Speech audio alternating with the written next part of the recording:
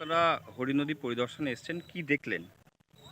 এটা যে এক সময় নদী ছিল, এটা বিয়ালুর সাহেব এসছেন, আরও অন্যান্য সবাই আড়াই সাহেব এসছেন। এটা পরিষ্কার তারাও অনুভব করতে পারলো যে এটা একটা নদী ছিল।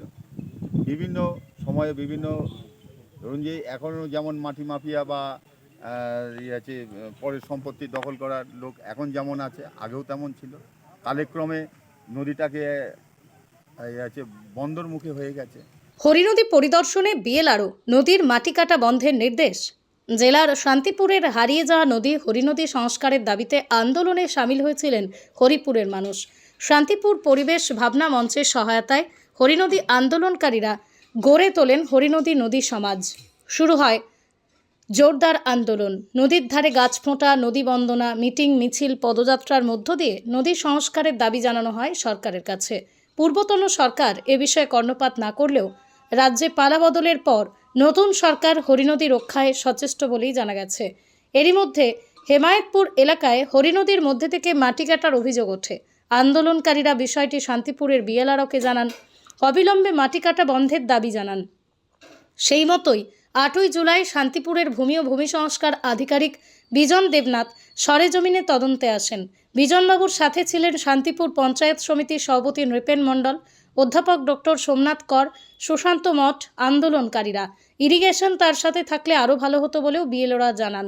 তিনি আরও জানান, হরিনদী সমাজ তার কাছে নদীটিকে জীবিত করার আবেদন জানিয়েছিলেন, নদীর মধ্যে মাটি কাটার অভিযোগ করেছিলেন। সেই অভিযোগের প্রেক্ষিতে তিনি ঘটনাস্থল পরিদর্শন করে মাটি কাটা বন্ধের নির্দেশ দিয়েছেন এবং যদি পুনরায় মাটি কাটা হয় তাহলে মাটি কাটার সমস্ত সরঞ্জামও বাজেয়াপ্ত করবেন বলেই বিজনবাবু স্পষ্টভাবে জানিয়েছেন।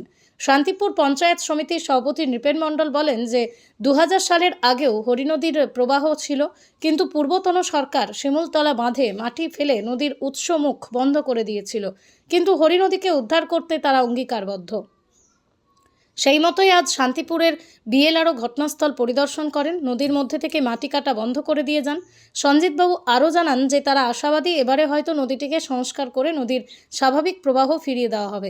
এখন যেটা বর্তমানে দেখা যাচ্ছে যে এই নদী প্রবাহ, আমি যেটা দেখেছি 2000 সালের আগেও এদিক দিয়ে আছে একটু বর্ষা হলে পরেই প্রবাহ হতো, কিন্তু সেখানে একটি আছে যে উৎসাহটা সেখানে বন্ধ করে দেওয়া হয়েছে, মাটির বাঁধ দিয়ে বন্ধ করে দেওয়া হয়েছে আগের সরকার, অর্থাৎ সিপিএমের সময় এই বন্ধটা করা হয়েছে। এটা পরিকল্পনা মাফিক বন্ধ করা হয়েছে।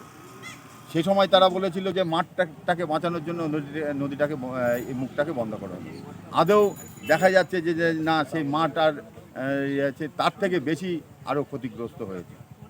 সেখানে দাঁড়িয়ে এলাকার সমস্ত মানুষ বিভিন্ন সময় দেখেছেন যে আমরা আন্দোলন করছি এবং এই নদীটাকে যাতে উদ্ধার করা যায় তার জন্য আমরা ভীষণভাবে অঙ্গীকারবদ্ধ।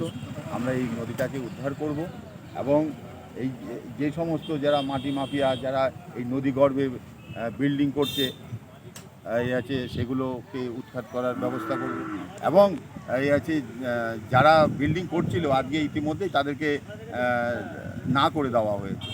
এবার এর পরবর্তী যেটা ধাপ আছে, যারা আন্দোলন করছিলেন এই হরিনদী বাঁচানোর জন্য, তাদের নামে মিথ্যা মামলা দেওয়া হয়েছে। সেই মামলাগুলো উইথড্র করার ব্যাপারে কি আপনারা ভূমিকা নেবেন? একদম, যে সমস্ত মানুষ এই নদীকে বাঁচানোর জন্য আন্দোলন করেছিল তাদের বিরুদ্ধে যে ফ্রড কেস দেওয়া হয়েছে আছে, তার জন্য আমরা উপযুক্ত ব্যবস্থা নেব। আপনি ব্লকের প্রেসিডেন্ট, আপনার ব্লকের মধ্যে দিয়ে দুটো নদী গেছে, একটা হচ্ছে হরিনদী আর একটি হচ্ছে সুরধনী। তো সেই সুরধনী নদীরও একই অবস্থা এবং সুরধনী নদীর মধ্যে কারখানা নির্মাণ করা হয়েছে। সেই কারখানা কি ভেঙে আপনারা নদীর স্বাভাবিক প্রবাহ ফেরাবেন? যে আজকে আমরা হরিনদী আসলাম, এবার আগামী একটা ডেট করে আমরা সেই সুরধনী নদীতে আমরা যাব, যেখানে যা কি অবস্থায় আছে সেগুলো দেখে। আবার আমাদের রাজ্য সরকার এবং কেন্দ্র সরকার আমাদের কাছে প্রতিশ্রুতি দিয়েছে তারা এই নদীগুলোকে সংস্কারের করে দেবে। আচ্ছা, এই নদী দুটো সংস্কারে আপনারা উদ্যোগী হবেন, তাই তো? একদম। আচ্ছা, আপনার নাম আর পরিচয়? আমার নাম নৃপেন মণ্ডল, শান্তিপুর পঞ্চায়েত সমিতির সভাপতি। পৃথিবীর 3 ভাগ জল 1 ভাগ স্থল, তাই পানীয় জলের অভাব নেই। কিন্তু বিশুদ্ধ পানীয় জল একটাই, বৃষ্টি অ্যাকোয়া। প্রতি ফোঁটায় আনে তৃপ্তি, মেটায় তেষ্টা। বৃষ্টি অ্যাকোয়া, বিশুদ্ধ পানীয় জল। আপনারা হরি নদীকে বাঁচানোর জন্য আন্দোলন করছেন। আজকে বিএলআর থেকে ইন্সপেকশনে এসেছিলেন। আপনারা কি বিএলআরকে নদীটা পরিদর্শনের জন্য আবেদন জানিয়েছিলেন? হ্যাঁ, আচ্ছা, কি ঘটনাটা হয়েছিল যদি একটু বলেন। ঘটনা বলতে বহুদিন ধরে এখান থেকে একদম পুরো হচ্ছে এই আপনার শিমুলতলা বাঁধ। শিমুলতলার বাঁধ থেকে একদম মেথিরডাঙ্গা বাঁধ পর্যন্ত 15 কিলোমিটার বিস্তৃত নদী, এবং নদীর মানে বহুদিন পড়ে থাকাকালীন বিভিন্ন হচ্ছে চাষের জমি, পুকুর, খাল, বিল হয়ে গেছে, এবং এই নদী নিয়ে আমরা দীর্ঘদিন লড়াই করছি।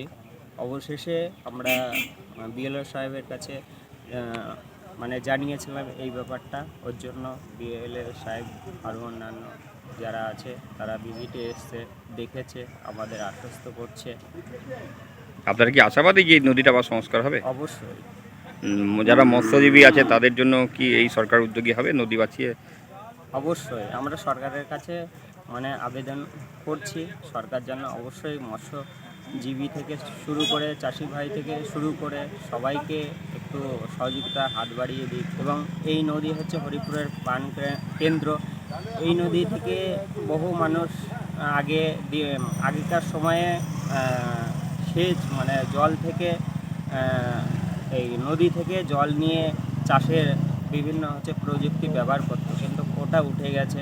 এখন বিভিন্ন আধুনিক মানে জিনিস চলে এসে একদম সমস্ত কিছু একদম বেহাত হয়ে গেছে।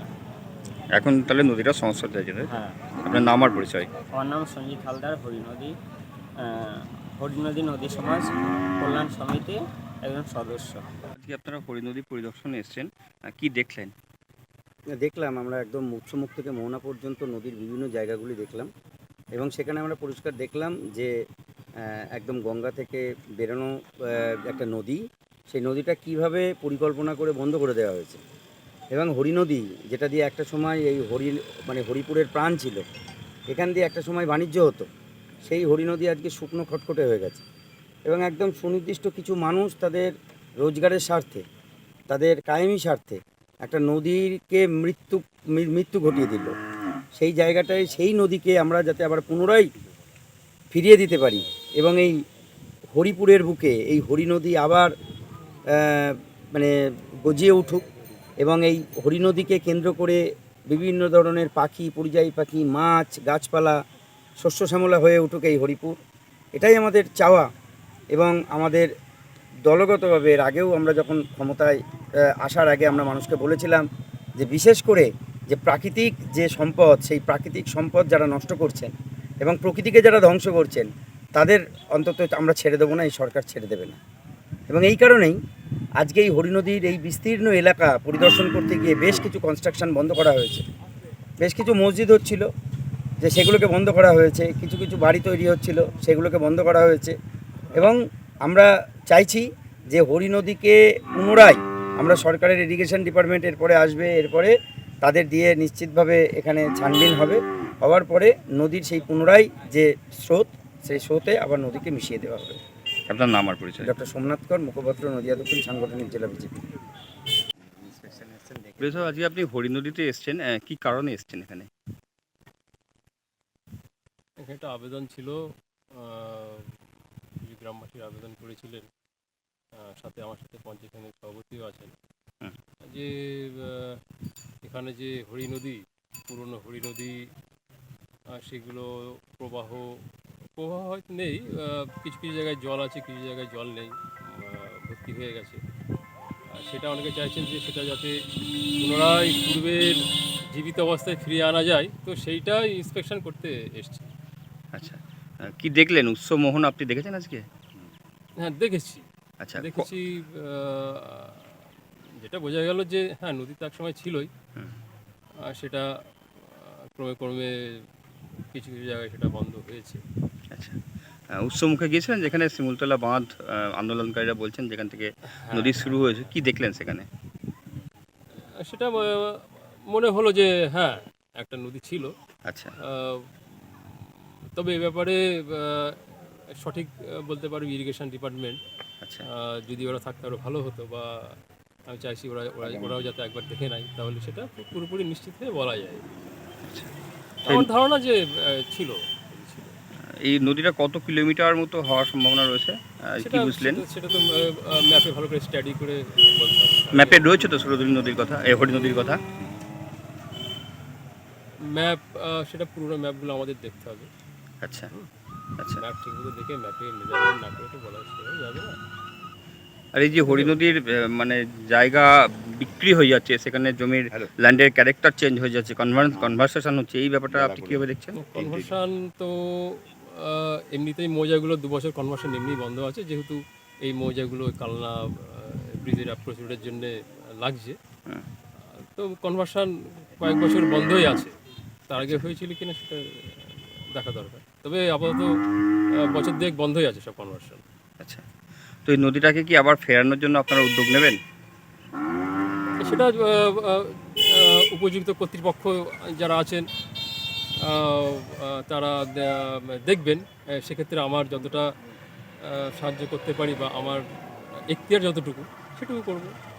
আচ্ছা, তো মানে ব্যাপারটা হচ্ছে যে নদীটার যে স্বাভাবিক প্রবাহ ছিল এটা বোঝা যাচ্ছে নাকি?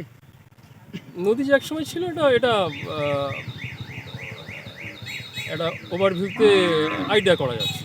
আচ্ছা, তাহলে আপনার ইন্সপেকশনের রিপোর্ট কি আপনি আপনার হাই অথরিটিকে পাঠাবেন নাকি? না, এটা ওই যে বললাম এইগুলো জয়েন্ট ইন্সপেকশন ছাড়া রিপোর্ট দেওয়া যায় না, মানে ইরিগেশনের লোক থাকবে, হ্যাঁ, তাদের সাথে জয়েন্ট ইন্সপেকশন, এটা সভাপতি সাহেব বলছেন, ওই জন্য ওনার সাথে একটু দেখতে এলাম প্রাথমিকভাবে। আচ্ছা, প্রাথমিকভাবে পরবর্তী পদক্ষেপ কি হবে সেটা উপযুক্ত কর্তৃপক্ষ যারা আছেন বা হায়ার অথরিটি তাদের যেমন মনে করবে তাদের নির্দেশ মতো করা হবে, যেমন নিয়মে যেমন হয় তাই হবে। নদিয়ার সবথেকে বড় English medium school JRS public school প্রায় 35 বিঘা জমির ওপর গড়ে উঠেছে বিশাল ক্যাম্পাস। নার্সারি থেকে শুরু করে উচ্চ মাধ্যমিক, ITI college, law college, BEd college, ভর্তি চলছে জেআরএস পাবলিক। ব্যালকনি বা সিঁড়ির রেলিং, মডিউলার কিচেন বা ড্রয়িং রুম, এক কথায় আপনার স্বপ্নের বাড়িকে করে তুলুন আরো সুন্দর। Chakdah ply centre, gorgeous look বা কোয়ালিটি সবে 3 নম্বর 1 চাকদা প্লাই সেন্টার।